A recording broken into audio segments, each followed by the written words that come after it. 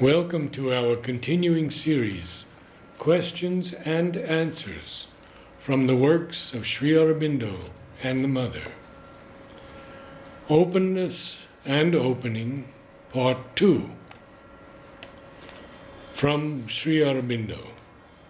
Disciple, how can I do yoga when I know nothing about your yoga? I do not even know what to do. Sri Aurobindo. There are two ways of doing yoga. One by knowledge and one's own efforts. The other by reliance on the Mother. In the last way, one has to offer one's mind and heart and all to the Mother for her force to work on it. Call her in all difficulties. Have faith and bhakti. At first, it takes time, often a long time, for the consciousness to be prepared in this way. And during that time, many difficulties can come up. But if one perseveres, a time comes when all is ready. The Mother's force opens the consciousness fully to the divine. And all that must develop, develops within. Spiritual experience comes, and with it, the knowledge and union with the divine. 9 April 1937. Learn to rely on that force more, to open to it more completely, and to seek spiritual progress, even not for your own sake, but for the sake of the divine. Then you will go on more smoothly.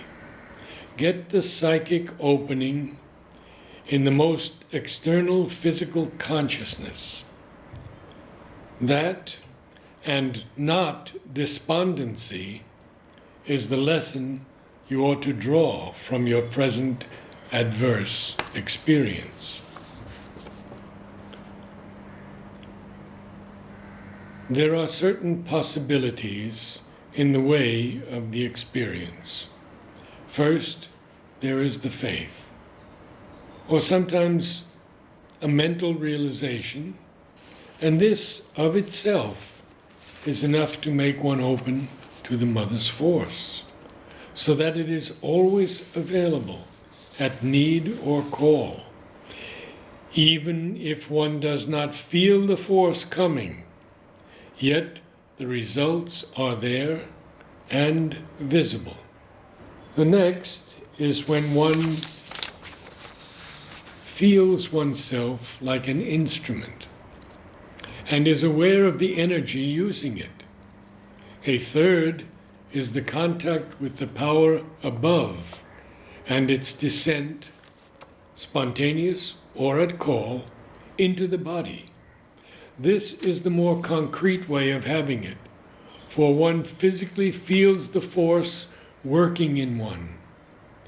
Finally, there is a state of awareness of close contact with the Mother, inward, which brings a similar result. That is the fundamental rationale of the sadhana. It will be evident that the two most important things here are the opening of the heart center and the opening of the mind centers to all that is behind and above them. For the heart opens to the psychic being, and the mind centers open to the higher consciousness, and the nexus between the psychic being and the higher consciousness is the principal means of the siddhi. The first opening is effected by a concentration in the heart, a call to the divine to manifest within us, and through the psychic to take up and lead the whole nature. Aspiration, prayer, bhakti, love, surrender are the main supports of this part of the sadhana, accompanied by a rejection of all that stands in the way of what we aspire for.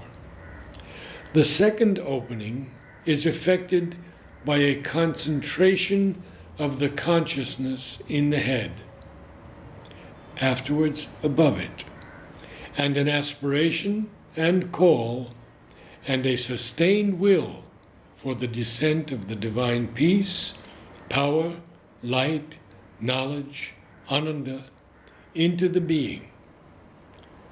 The peace first, or the peace and force together. Some, indeed, receive light first, or ananda first, or some sudden pouring down of knowledge. With some, there is first an opening, which reveals to them a vast, infinite silence, force, light, or bliss above them. And afterwards, either they ascend to that, or these things begin to descend into the lower nature. With others, there is either the descent first into the head, then down to the heart level, then to the navel and below, and through the whole body, or else an inexplicable opening without any sense of descent, of peace, light, wideness or power, or else a horizontal opening into the cosmic consciousness, or in a suddenly widened mind, an outburst of knowledge.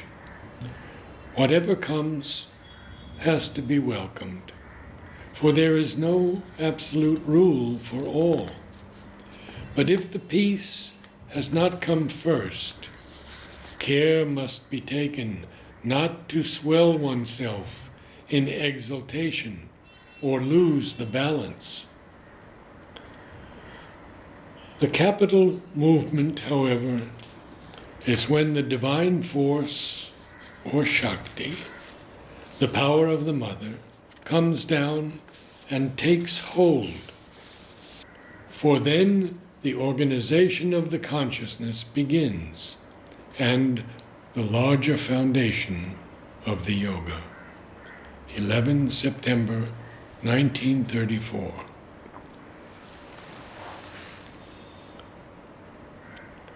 Your body is not weak, and you have considerable vital strength. Moreover, you have the openness to the force and the habit of receiving it, and there is no reason why there should be any upsetting by the force.